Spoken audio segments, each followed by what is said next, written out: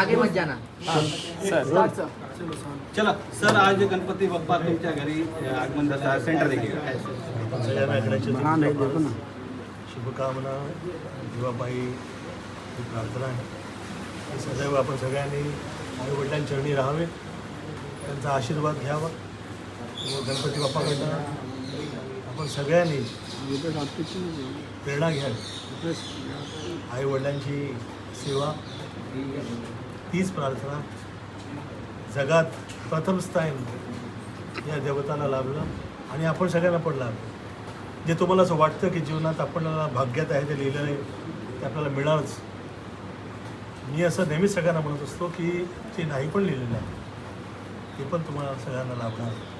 आईवडिलांची सेवा करा, गणपती बाप्पाची सेवा करा, त्याची कृपे व प्रेरणेमुळे